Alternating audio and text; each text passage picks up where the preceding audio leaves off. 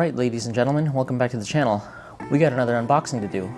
We have the Windone K2 electric bike. Let's unbox it, get it assembled, and take a look at this bike.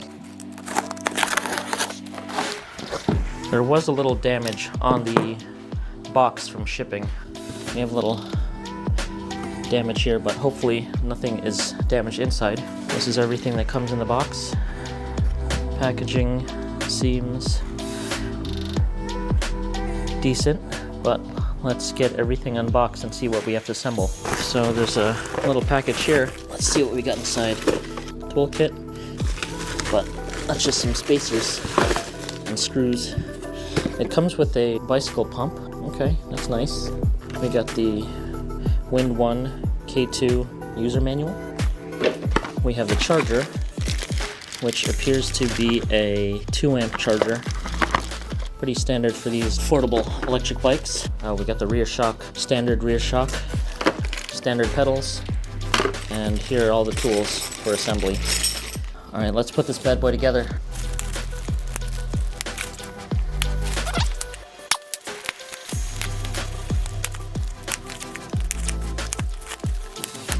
Looks like the battery is right here, right where it's supposed to be slotted.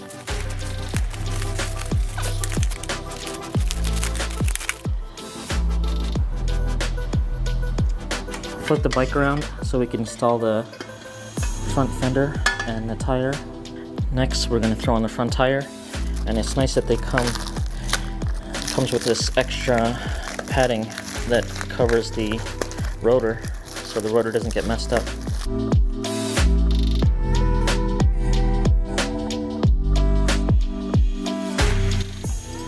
Next, we just have to take out this little metal bracket and replace it with the shock. Alright, we got the shock on. The hardest part was actually just aligning the bolts to go through. Moving on to the headlight.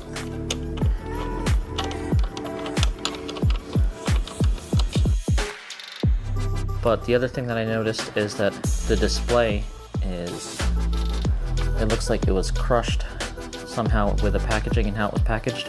So it is all bent. I'm sure I could get it straightened out, but just to be something to be aware of. It is crooked. Alright, the last thing we have to do is install the pedals. We're also going to inflate the tires. What not a better opportunity to use the Cyclist. So we got it all assembled and we're powering it on. And the screen is a color display. So I just wanted to give a quick update about the bent or crooked display. I reached out to the company and they basically told me that if I loosen this screw on the other side, and then the 2 screws on this side, that I should be able to straighten it out. So I did that, and though it's not perfect, it is a lot better than it was before. So thanks to the Windone team for getting back to me with the fix pretty quickly. And they assured me that whatever was the issue with the packaging, that they were going to make sure that that doesn't happen in the future with any other of your bikes. So hopefully you guys are good when you get your Windone e-bike. Alright guys, we are now outside doing the ride review of the Windone K2 electric bike. There might be rain incoming, so I don't know if this is going to be a full review today, or if we're just going to do our first impressions because inbound rain. Alright, so just off the bat, this is a budget / affordable e-bike. This bike only retails, well, currently it's showing it's on sale for $799, so that's $800. That's a sub $1,000 e-bike that has pretty decent specs for that price tag. Any e-bike that's going to be sub $1,000, there are going to be some shortcomings. It's just like you have to expect that. But for the cost of this bike, first impressions, I did ride it just the other day just to test it out. It feels pretty good for the price, for what it is. I mean, just a quick rundown of the specs. It has a 500 watt motor that peaks at 700 watts, I believe. So it's not going to be the fastest bike. It is advertised to get up to 28 miles per hour. And when I did test it out, it I was hitting 27, so it's a little bit shy. Maybe lighter people or better terrain could get a little bit higher top speed, but that was maxing it at full throttle. It has a pretty small battery. It's a 48 volt, 13 amp hour battery, so it's not the biggest battery. But the bike surprisingly feels decent. Decent for the price tag, I should say. Let's take a quick look. One of the first things I noticed is that it's a tall bike. You probably can't see, but this is above my waistline. It's probably like, if I guesstimate it, it's probably 33 inches off the ground, the seat height. There's nothing too crazy about the bike. It's just a basic moped style e-bike. And like I said, I'll go through the full specs later. But for what it is, it's not bad. And I believe I just saw a video of JB360.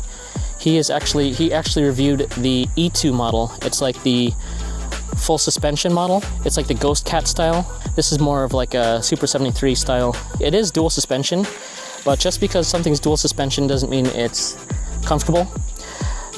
My first impressions is the front suspension feels pretty good.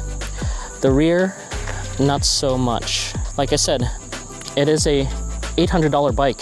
There's no functional brake light that I'm aware of. It just has this light that you could turn on. Basically, it's a moped style fat tire e-bike. Yeah, this is a tall bike. This is the tallest bike in my garage. So it's a little hard for me to mount, but it's not undoable. I'm basically on both tippy toes when riding this. But like I said, for the price, the bike feels decent. I'm not gonna lie. The torque, initial torque, it does have the 48 volt torque feel, which feels decent. It feels good up until about 20 miles per hour. And then above 20 miles per hour, that's when you're gonna start feeling that it starts to struggle. I did get it up to, I believe, 27 miles per hour. And that was like, I was topping it out there. A couple other things about this bike is that it does have a horn and it's pretty loud. It's a full twist throttle. It's not a half twist like the website says. It has 7 gears, so it has a derailleur, so it feels pretty good to pedal. And it has 5 pedal assist speeds. It is a very comfortable bike to pedal. I mean, it's comfortable to pedal in terms of like the cadence and pedaling, but the seat doesn't really narrow in the front, so you do feel the rub up on the thighs a little bit. The front suspension feels good. I don't know if you can see, but it's pretty bouncy. The rear is pretty stiff, and the seat is a little tough itself. It's pretty hard, so the riding is a little bit stiff, but that's one of the shortcomings of the bike. All right, I wasn't planning on doing a hill test, but we're already here, so let's just do a quick throttle hill test right here. From a dead stop, we're gonna go just throttle, full throttle.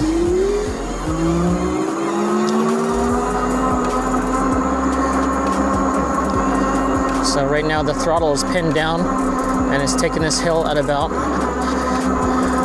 11 miles per hour. So it definitely has that 48 volt torque. Looks like it got up to 12. We'll do one test just with the pedal assist. Highest pedal assist to see how that helps, if that helps the motor.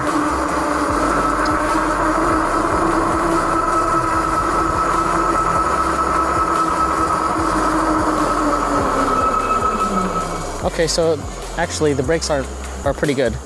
They're not bad like I initially thought. They feel pretty good. All right, so we're gonna go pedal assist 5. We'll just do a little roll and we'll pedal.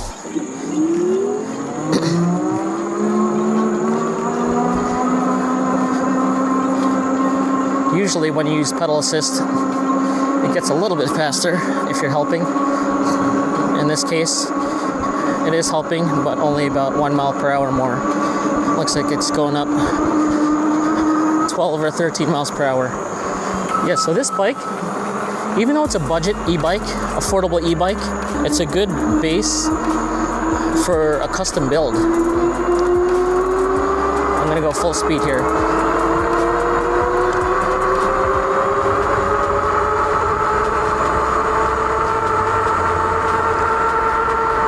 So it's saying 29 on the odometer, and it did say it did get to 28 on the GPS, but there was a slight downhill.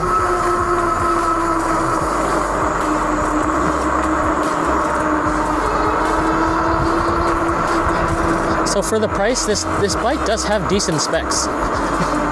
There are some shortcomings, like I mentioned. The battery size, it doesn't have the quickest torque because of the 48 volt system. I would be perfectly fine bringing this bike into the city for a group ride.